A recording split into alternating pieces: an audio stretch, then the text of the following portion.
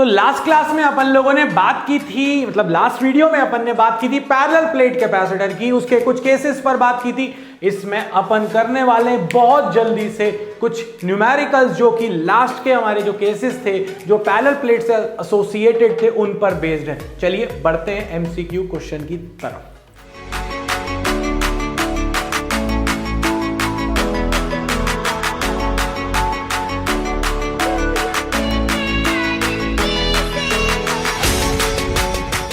तो ये रहा आपका पहला question. A parallel plate condenser has a capacity of 50 microfarad in air and 110 microfarad when emerged in an oil. मतलब जब ऑयल के अंदर डाल दिया तो प्लेटों के बीच में ऑयल भर चुका है, मतलब डाइलेक्ट्रिक आ चुका है। तो डाइलेक्ट्रिक आने पर कैपेसिटेंस है 110 माइक्रोफैरड और जब एयर था उसके बीच में तो है 50 माइक्रोफैरड। आपसे कहा गया डाइलेक्ट्रिक कांस्टेंट क्या है, फॉर्मूला क्या होता है, K is equal to C in medium upon C in air. सिर्फ कैपेसिटर्स में मीडियम अपॉन एयर होता है, अदरवाइज हर जगह पर air upon force in air upon force in medium, electric field in air upon electric field in medium, potential in air upon potential in medium. But यहां पर medium upon air होता है, उल्टा याद रखना, ठीक है। सो मीडियम में 110 है और एयर में आपका 50 है, दोनों को डिवाइड कर दो, आंसर आ गया 2.2।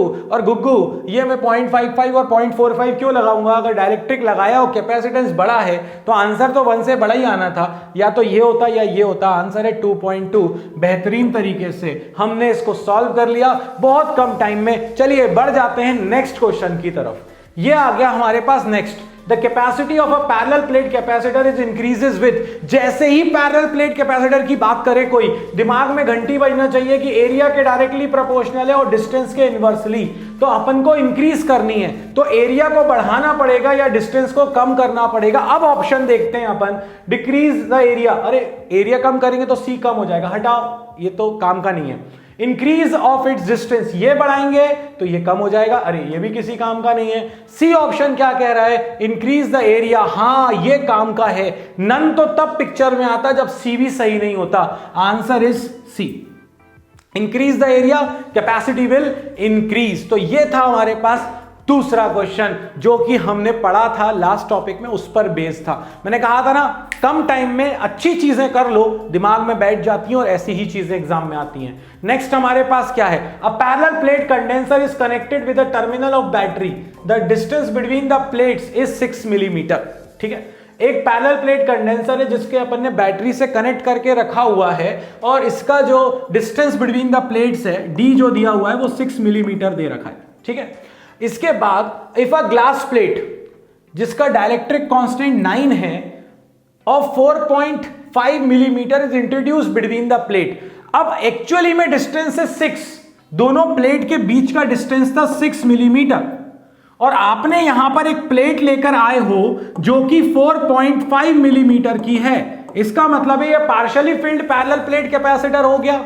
ठीक है, तो आपसे ये कहा गया between them then the capacity will become, मतलब कैपेसिटी पुरानी वाली कैपेसिटी के कितने टाइम्स हो जाएगी। तो पहले वाले केस में आपका आंसर आएगा C is equal to epsilon not A upon distance कितना था 6 मिलीमीटर, 6 इंटू 10 की पावर -3। ये तब था जब एयर में था।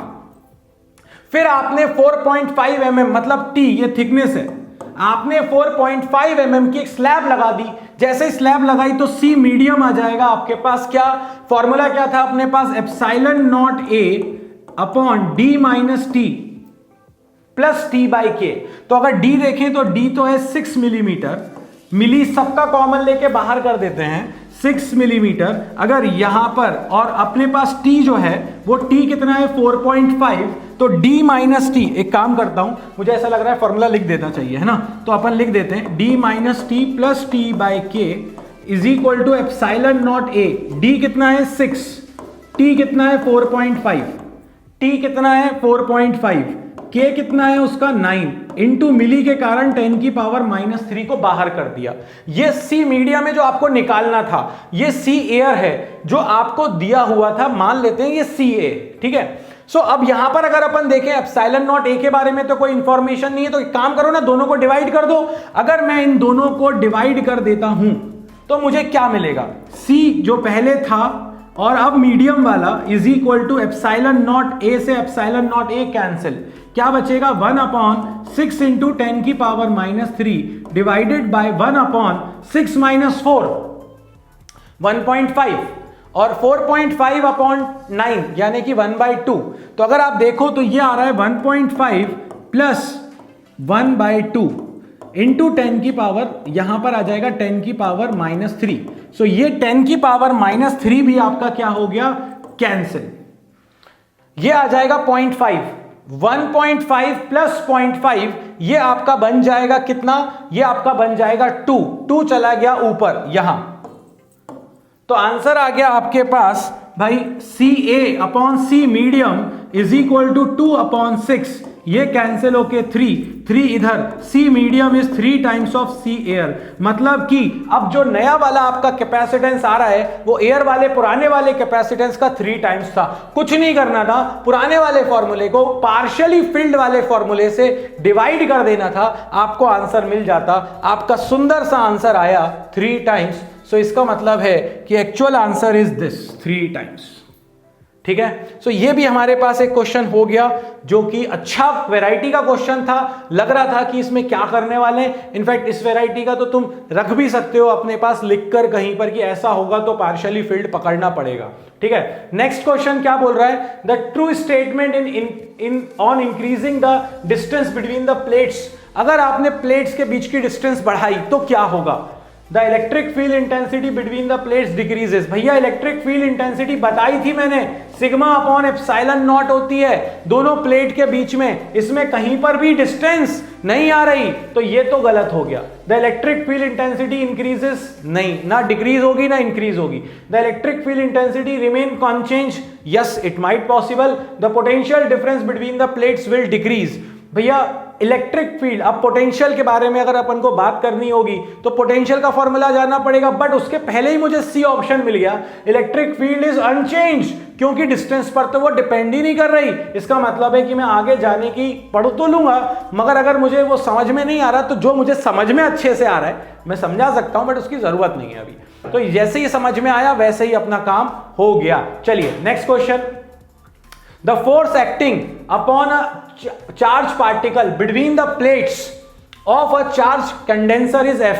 मतलब कि एक कंडेंसर है, चार्ज कंडेंसर है, ये यहां पर एक चार्ज पार्टिकल रखा है, इस पर फोर्स लग रहा है F कितना होगा, Q इंटू E, और E हम सबको पता है कितना होता है, σ/ε0, ये हो गया F। अब आपसे कहा गया if one of the plate is removed, अगर एक प्लेट को हटा दिया तो नया फोर्स कितना हो जाएगा। अगर एक प्लेट को हटा दिया आपने तो इस चार्ज पर जो नया वाला फोर्स होगा वो होगा Q इंटू E, मगर अब E जो है वो एक प्लेट के कारण है तो वो हो जाएगा σ/2ε0। पहले यहां था Q σ/ε0, अब हो गया Q σ/2ε0। मतलब पुराने वाले फोर्स के कंपैरिजन में या 2 नीचे एक्स्ट्रा आ रहा है। ये चीज अगर तुम गौर से देखो तो ये तो पुराना वाला फोर्स है, डिवाइड में 2 आ गया, मतलब कि नया फोर्स हो गया F/2। So answer is F/2, पुराने वाले फोर्स का हाफ हो गया है अपना आंसर। ठीक है, ये भी क्लियर हो गया।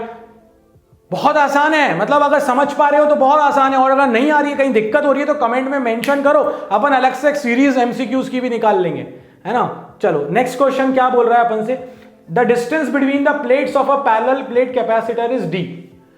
मेटल प्लेट, मेटल से मैंने बूटी दी थी तुमको लास्ट वीडियो में, जितनी विड्थ की मेटल लेकर आते हैं डिस्टेंस उन प्लेट के बीच की उतनी कम कर दो। तो उसने क्या कहा आपसे कि 2 प्लेट के बीच की डिस्टेंस D थी, अब मेटल प्लेट D/2 का इनके बीच में रख दिया आपने। जैसे ही आप एक मेटल प्लेट रखोगे D/2 का तो नई डिस्टेंस क्या हो जाएगी, D/2। तो वो ये बोल रहा है नया कैपेसिटेंस कितना होगा, तो भैया C is inversely proportional to D है। पहले डिस्टेंस D थी, जैसे ही मेटल प्लेट आई, जितने की मेटल प्लेट आई उसने डिस्टेंस को उतने से कम कर दिया, D - D/2 D/2, मतलब डिस्टेंस हो गई हाफ, और ये इनवर्सली प्रोपोर्शनल है। तो अगर डिस्टेंस को हाफ करेंगे तो कैपेसिटी क्या हो जाएगी, डबल हो जाएगी। आंसर है डबल, बहुत बढ़िया।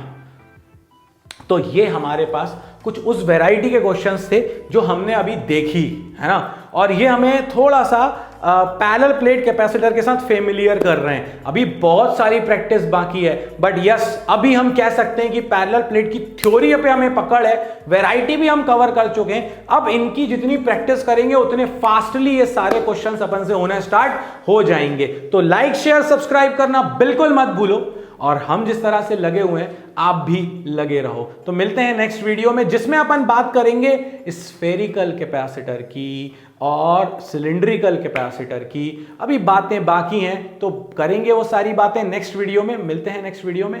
जय हो।